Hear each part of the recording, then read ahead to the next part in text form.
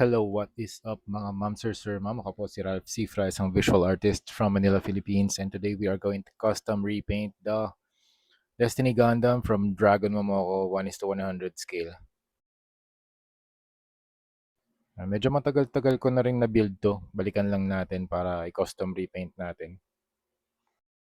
And if you want to watch the review, punta lang kayo sa channel ko tapos panoorin niyo yung previous na mga videos. Okay, first step is to spray the unit with Bosny number 191 flat clear. Doon sa mismong figure. Doon sa base naman, ang ginamit natin flat black. And then, next step is to apply Hero Paints silver para magkaroon ng mga extra weathering. Ang gamit natin ditong proseso ay dry brushing technique. Medyo out of focus lang, hindi ko na-focus yung camera. So, ang nangyayari dito, nagkakaroon siya ng weathering effect na emphasize yung scalp and nagkakaroon ng additional layer of highlights.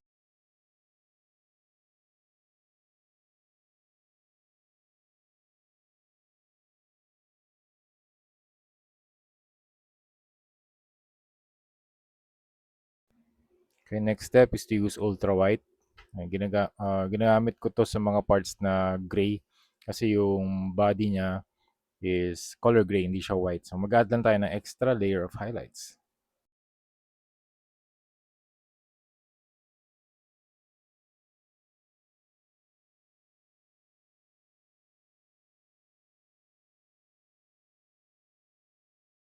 And then para naman sa wings, ganun din ang highlight color naman natin dito ay pink.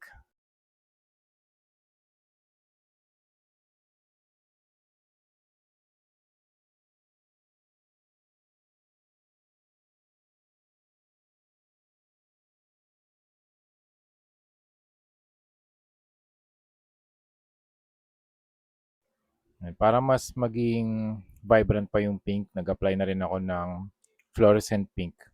Thank you very much Hero Paints for these paints.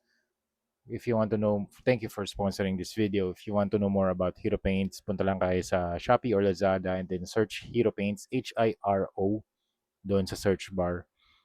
Tapos yung next step is to apply mga extra layer of weathering pa using a sponge. Tapos yung paint natin dito black. So nagkakaroon siya ng mga speckles. Ayan. Tapos ito na si Destiny Gundam. I'm really happy with the result. Thank you very much Dragon Momoko for making this kit. This one is like a metal build version. Medyo matagal-tagal na rin ako hindi nag-Gundam. So balik tayong Gundam ngayon. So we'll be making more of these kinds of builds and custom repaints. Meron na siyang Wings of Light. In-install ko na. Hindi ko na rin kinostom yung Wings of Light kasi maganda na yung appearance niya. Yan, naglagay na lang din ako ng mga light effects for hanger purposes. Para siyang nasa hanger. Tapos meron din siyang iba't ibang accessories na nakalagay dun sa likod niya. Ginawa ko na lang din siyang support para makatayo si Destiny Gundam. And then yung base, kinostom repaint ko na parang merong siyang light sa gilid. Okay? So yun lang mga ma'am sir, that's it. Yun lang ating proseso sa very short na custom repaint tutorial. I hope na magkaroon pa tayo ng maraming projects na Gundam related. Okay? Thank you very much for watching and see you sa next video. Bye-bye.